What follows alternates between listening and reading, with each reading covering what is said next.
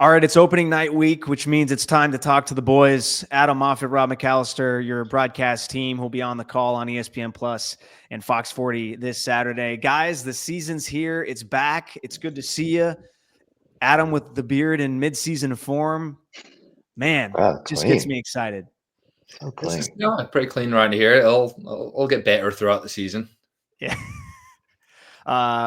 Well, I think a lot of things have happened. I know you guys have had the chance to meet with head coach Neil Collins. Rob, like how was that meeting? How excited are you to see kind of him take the reins and see what he does in his first year in Sacramento?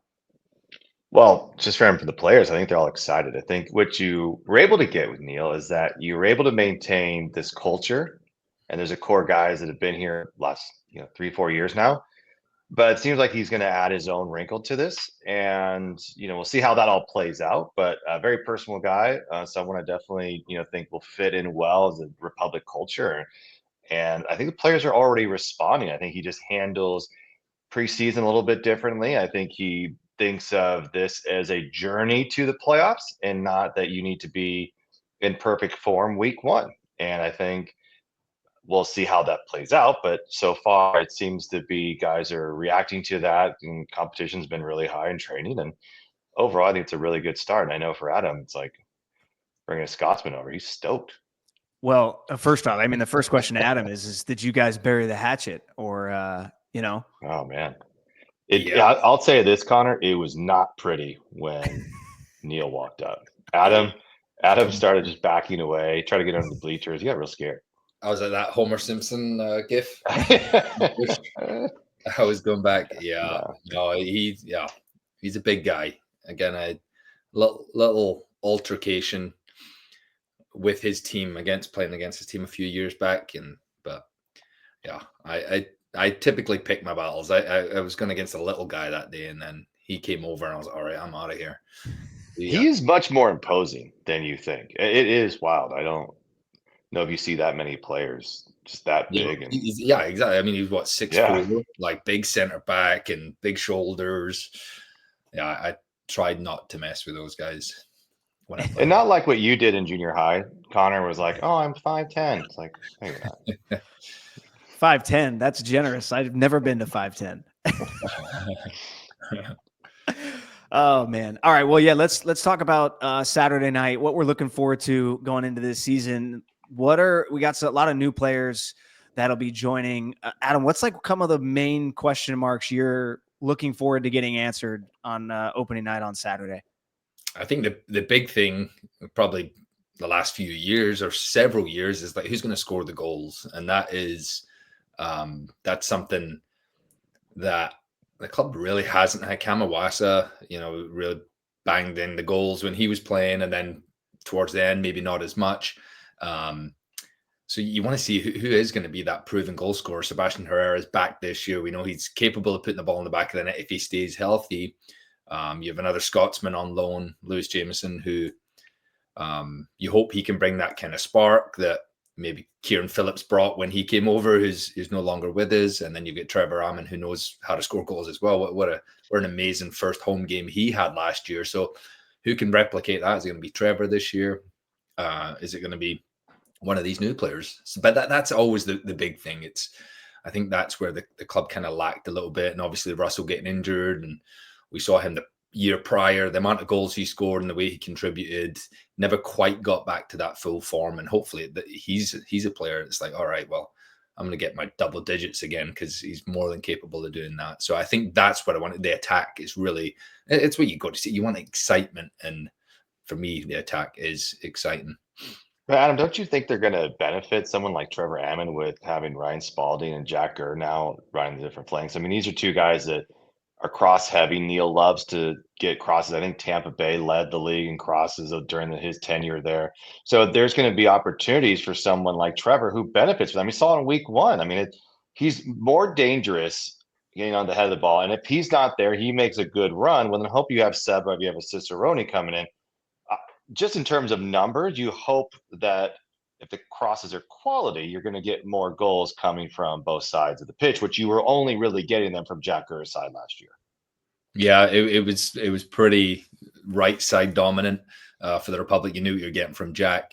And I think it is. And I think people think Neil Collins, big guy defender, plays defensively, but his Tampa Bay Rowdies teams that he coached were really fun to watch. Really, really attack minded. They scored a lot of goals, very successful. So even though we may see the same, formation, but the system of play and the style of play, it will be different this year. Different coach, different ways of going about things. And I think that's the one thing that, you mentioned, having a more balanced attack. It can go through the middle, it can go through the right, left, and there's not a huge discrepancy there. And I think it will benefit, especially those forwards.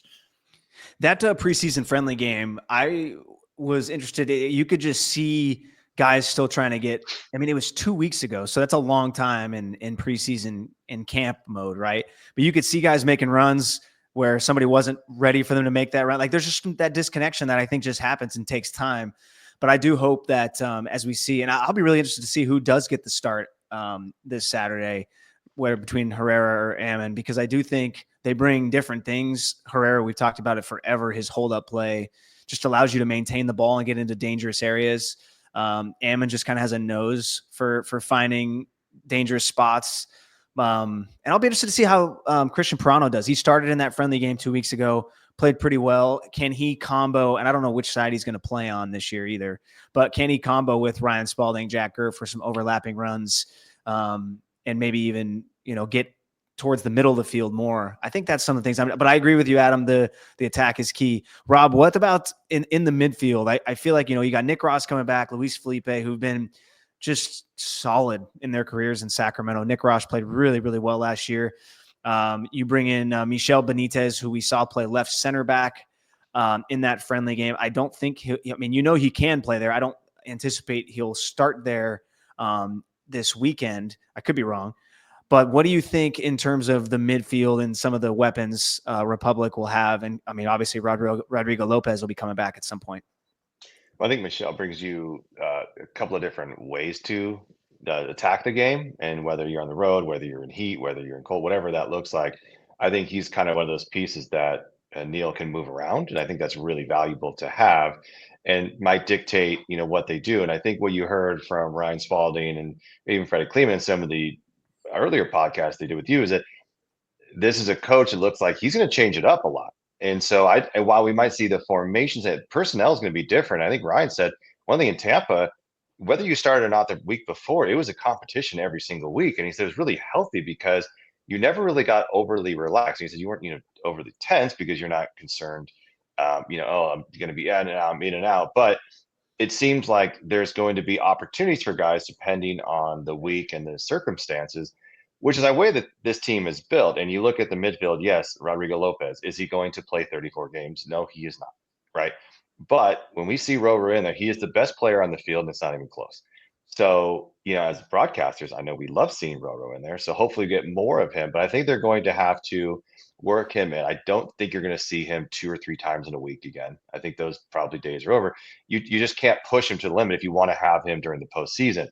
So, yes, Felipe, his scoring dropped off dramatically last year, right? But that was also changes because you had certain guys that, no longer there. Lopez was no longer back in the lineup. He was not Roro, excuse me, but and you're looking at, okay, what were they asked to do? Nick got much more forward last year. And so Nick can do a lot of things. But someone who surprised me and I think could be a really key figure in this, and hopefully Neil can get him to grow, is Blake Willie. He was electric when he came on the pitch last year. And I really hope he gets more minutes. And maybe that's just 15, 20 minutes a game here and there. But I think last year what we didn't see was enough of these young guys getting opportunities. And I think in the midfield, this is a situation where there should be more of a collective kind of swapping in and out of positions and opportunities given to guys. Maybe not always starters, but maybe you don't need to play 90 minutes every week. And I know Adam, as a former midfielder, you could speak to if that's difficult or not, but to me, it becomes an injury issue because if you lose Luis or Nick or both, you're kind of sort of cooked. And I don't think they can afford to do that this year. Yeah, and you have Justin Portillo in there as well. Right. So you've got a lot of experience between those three, right? You've got guys who have really good careers. Probably, I mean, on paper, you're looking at the three best. Is finding the right balance within them, though, right? It is making sure. And you mentioned Blake, when he came in, he brought a lot of energy, and it's a good chance for these youngsters. It is a long season. You want your best players available for the end of the season. Doesn't really matter what you do in the first half of the season, right? You can win every game if you want, but we know the way sports works in the US. You got to make the playoffs, and then you got to win from there, and that's the expectation. Being a Sacramento Republic player, that's what the fans expect. You know, that there's a very high, there's a high value put on that because they've done it in the first year, and it's not quite been done since then. So yeah, you got to make sure that you're rotating players around. I think, as you mentioned, getting some of these youngsters in there and giving them more minutes. Maybe it's a start rather than just the last 5 minutes, 10 minutes, but it can be tricky as well when a player's not ready for it. So it's really a fine line of balancing it, and the coaches will try and make the best decisions while keeping their jobs, right? So that's another thing. Well, and you look at Neil's. So, right, real quick. We talked about scoring earlier, brought it back. Defensively, this team has been good the last few years, right? We've known that. If you look at Tampa Bay's teams when Neil was in charge, they were very good, if not one of the better teams defensively, but they were also one of the top offensive teams. You can do both. I think we've gotten to the point where we feel like every game's going to be scoreless or 1-0, and I don't think that has to be the case. And because of this certain personnel I think that was brought in, there's an opportunity to improve both that while adding some depth. Now, injuries are everything, right? Last year, they got crushed from players not being able to actually be in the 18.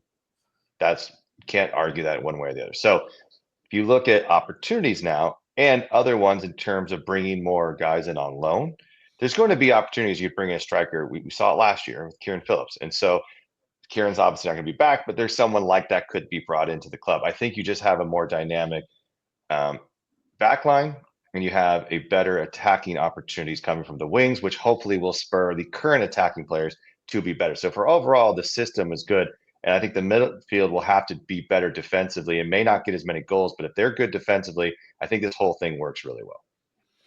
I want to ask about free kicks because Roro obviously would be the guy taking most free kicks. We saw Portillo did it a little bit this last year. When I talked to Freddie, I mean, he's by far the largest center back. I think he's 6'4", 6'5". I think he's going to be up on most corners and free kick opportunities as if they're in a 3-back system, the lone center back that goes up. But in terms of free kicks, Adam, is there any guys you're looking at? We saw Portillo a little bit, Jack at times, but I noticed, I think the service is something that Sacramento struggled with last year, getting into good places on free kicks and corner kicks. Anybody in particular, or maybe Neil can bring something new to this club in terms of converting on those opportunities. Yeah, I mean, and that's something, I don't think there's a better guy to fix that. He's a guy who played his career as a center back and scored a lot of goals as well. He's actually, he knew how to find the back of the net, and you see that with his stature. But it's not only you're big, so you're going to score goals. We've had big players in the past. It's making sure that you do set pieces of practice, right? You look at maybe the other teams as well, and hey, how can we exploit them a little bit differently? But at the end of the day, if you have Freddie Kleeman in there, if you can get a way of just get him isolated on another guy, there's a good chance he's going to win the ball. So I think you've got guys who are capable of good deliveries there. Obviously not maybe to the level of Rodrigo Lopez, but you've got Justin Portillo, great deliveries. Jack Gurr, great deliveries. Pirano can maybe do it on his left foot as well. So they do have options, but I think that's definitely an area. You look at all the stats, right? You're like, okay, coming into the season, the coaching staff is probably looking at it like, how can we get more goals this year? Well, a simple thing we can do, or plus minus, is we can score more goals on set pieces, and then we can stop giving up as many, because they did that as well. So it's a simple thing that can lead to a lot of points. So yeah, I'm sure that's something they're looking at, and with the addition of some taller players, then it's definitely an area that can improve. Rob, in terms of Chibi, we saw him really come into his own at the end of last year, get a lot more minutes, played really well in that playoff loss, totally looked comfortable, had some big opportunities this offseason with the U.S. national team, U20s. What do you want to see from him in terms of getting to the next step in his game in this year? The physicality and the that sector of knowing how to use his body is going to be the biggest thing because as an athlete goes, I mean, Adam and I were talking during that Las Vegas loss in the playoff. He was the most athletic, dynamic player, arguably on the pitch for either team, and he was getting forward. You can see he can do a lot of things. He can make a mistake and get back because his recovery speed is so good. But I think he's going to have to learn sort of the mental side this year, and hopefully that was one step. And I think those national camps do wonders for guys like that. They see what other top players are doing, how they're playing positions. And I think he's got veterans on this team that, like last year as well, that he can continue to learn from. And so to me, he's not a shoe-in to start, but I think he definitely should be considered each and every week. But I think it's going to be up to him on the mental side to make sure that happens because I think his physical traits, I think everyone knows how good he is and how talented he can be, but you can't make big crushing mistakes that are going to give an opportunity for the other team to score a goal. So, I mean, to me, this is one of those players that hopefully we just see another massive leap forward because that will do wonders for not only the team, but for him personally and to see where he ends up. But I don't think, let's be honest, this is his final destination. Hopefully it's, one of the better prospects to ever come out of Sacramento. And in Davian Kimbrough too, he played really well in that friendly. Had a couple opportunities to score. I thought he was going to score one before his shot got blocked. But I'm excited to see him. He's gotten a lot of opportunities as well. Been playing so well at the academy level. Again, he's jumped up to a couple different national teams in the last year or so. And Adam, for a young striker, he's already taller than me, probably stronger than me. I'm definitely stronger than me. So not better looking, Connor. So thanks, man. I don't know. He's a handsome dude. But anyway, like Adam, what do we want to see from Davian Kimbrough this year? I actually think we might see him break into the lineup and come off the bench a couple different instances when Sacramento needs it, especially as games get tough and we got multiple, which we'll talk about in a second. You got 2 cups this year plus the regular season playoffs. So there's just a lot of things going on. What do you want to see from him? Yeah, Davian, is he 15 now? Is he? I think he's 15. He's maybe 15, right? He's I think he's 14. I think he might be 14, turning 15 this year, soon. right? During the season. I mean, that's just nuts that we're even talking about. This boy's like he's playing with men and he's doing well. You're like, oh man, he really needs a shot, right? And he's a big boy. And I think for him, it's understanding that more minutes, right? I think people maybe wanted to see a little bit more from him last year. Didn't get to see it, so hopefully that's he can keep building on it. And if he doesn't, he's only 15, right? Or 14, 15 by the end of the season. 15. I just checked. He is 15. February 10th was his birthday. Then so he just turned 15.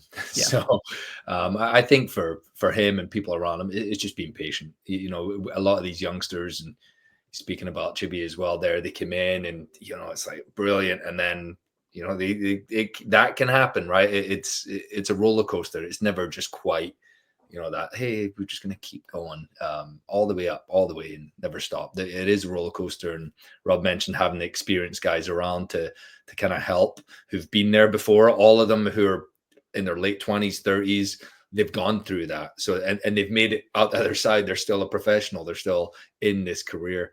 So those guys are definitely beneficial. But I mean, 15 years old, and we're talking about getting him some minutes and hopefully some goals this season is really, really good. And I'm excited to see more from him as well. He's a player who can excite. Even in the youth games, he does things you're like, man, that's fun to watch. Like if he could do that against adults, it's rather than doing it against teenagers, then that's a whole different story. And that's what the club sees in him. They see that ceiling, which is massive. So you got to keep taking little steps with them. I think with these younger guys too, we all forget that they are still teenagers and that there is stuff that happens off the field, right? You're still growing as a person and you're still developing. I mean, your brain is not even fully developed at 15 years of age. Think about that, right? So how to handle yourself emotionally when things aren't going well. These are things that some players are gifted and have it, but it's just a actual scientific chemical development that's happening in these brains as teenagers. So you have to give them a little bit more leeway. And I think that in other countries, I think it's just almost been standard that someone should be at 13 at Arsenal or whatever academy, and if they're not, then they're never going to be. And I think we just as fans and as the club also need to probably be more supportive off the pitch. Not saying that we aren't. I'm just saying that this is a little bit different than Roro has a bad day versus Chibi or Davian have a bad day, right? And it's probably going to linger because Roro understands that that's the pitch and he's got family at home. And so there's just a different side of this game that we probably don't talk about enough. And is it exciting? No, but it's probably a big component when players are young and whether they have success or not is how they're able to handle kind of the growth off the pitch as well. Yeah, the human element, always a big piece that is definitely never talked about enough. I want to get your guys' thoughts before we go on Jägermeister Cup. We got Open Cup, Jägermeister Cup, more teams, MLS teams in the Open Cup this year, which is good. Jägermeister Cup, which you guys will be on the call for, I think every game until maybe the final on TV. I don't know if that's come out yet, but what are your guys' thoughts on just having multiple different chances to raise a trophy this year? It's good. Yeah. And more competition, the better. I think it's a really good step for the league to, add in the Jägermeister Cup. I know they had the League One teams, do it last season. So let's get the championship teams involved. You get to play against some different opponents. If you've looked at the schedule, you're seeing a couple names on there. You're like, I don't know who that team is. Avialta, a new team this season. Played in League One, we get to play them, so that's good. We're going up to Spokane, right? Velocity. I think we play them as well. I'm not sure if we go up there, if they come here, but it's just getting to see other competition, getting a little bit of interleague play. I think it's a really, really good step for the league, and it kind of helps grow that component. And then, as you mentioned, Connor, getting more MLS teams. Last year was a great opportunity for USL teams to maybe someone win the whole thing, and they didn't do it. The MLS teams, a lot of them didn't participate, so you thought, okay, this might be the year. It wasn't to be, and it's going to be even harder this year to win it. With the amount of MLS teams back in there, but that's what you want. We of all people know, like, you can get to the final at least. You can do that. Someone is capable of winning it. The teams are getting better in the MLS, but they're getting much better as well in the USL Championship. So I love seeing all these different competitions and stretching yourself as a player. That's what you kind of want to do. You want to be in these different competitions, and then you look at something like a cup. You're like, wait, I win 5-6 games, and we could win a trophy. Yeah, yes, please. We haven't won a trophy in a while, so let's get one. I mean, that's kind of the hard part. I mean, you've had a lot of success, but that hasn't resulted in hardware. And I think that's ultimately what everyone's playing for. And I think it's a belief within this group. I think weirdly, or not weirdly, they're also very close already. It seems that going back to that culture, that guys go out to coffee together, go to dinner together. They spend more time just off and not just the pitch. And and while it can be very competitive in practice and training, it's hey, we're going to play for each other and we're going to get to know each other. And I think those cup games also help build what you're hoping to at the end of the year is result in the championship. I mean, who would have thought Colorado Springs going into the final weekend was going to win the whole thing? We let them off the hook here in Sacramento, gave them exactly what they needed, and they were able to propel themselves. So but that they had a belief within themselves. They didn't look great for a lot of part of the year, but for whatever reason, they didn't lose faith. I think what going back to is that chance to win hardware, but also a chance to continue to build up your chemistry. And I think those cup tournament games do that because, Adam, I would imagine a match on June 7th probably doesn't have the same exact feeling as one that does on September 7th. And as a player, you're just going to feel that, whether you're competitive at the ultimate level or not. I just have a hard time believing that it means as much as it does in September when seeding is on the line. Yeah, no, for sure. And you mentioned we haven't won something in a while, but it's very hard to win stuff when there's only going for 2 things every year, right? So now you add that extra one, it gives you a better opportunity. And in a competition where Sacramento's probably one of the big dogs in there, right? One of the most established teams in the USL Championship. So it's going to be a little bit flipped from the Open Cup when we play an MLS team where, we're the underdog. It's like probably every single team we'll play against almost might be that underdog. So, I think adding a little bit throughout the season, we've seen, the NBA did similar, right? They add that little bit extra in a game in November, which is usually just the start of their season. All of a sudden you're like, hey, this is for something. And all of a sudden you see the intensity's up and players know what's at stake. So I think it's a really, really good addition for the league. And I think a couple things. I was going to mention the basketball thing too. Like, when the Open Cup, when the Republic made the run in 22, it was a lot of educating fans as the rounds went on what could happen, right? And I think with the in-season tournament, the education not as difficult now with the Jägermeister Cup. Obviously, I think people know the Open Cup, and they probably understand that they're a little bit similar. I also think, like last year, I don't know. I was concerned MLS was going to completely pull out of the Open Cup and it was going to lose its magic.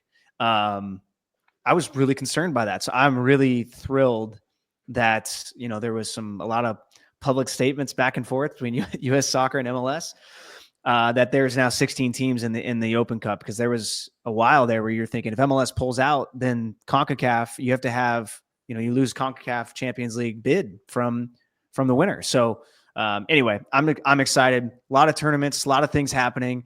It'll be interesting to see, I would say picking a starting 11, if you advance in the Open Cup and you advance into the group stage or past the group stage for Jägermeister Cup, then you got 3 competitions you're balancing. And this is where roster depth, and Rob, you mentioned, potentially getting a loan from Huddersfield. I asked Neil about that pretty much. And I was like, how was the relationship? And he's like, I know a bunch of people at Huddersfield. I was like, oh, well, I bet that'll help, So I'm fired up.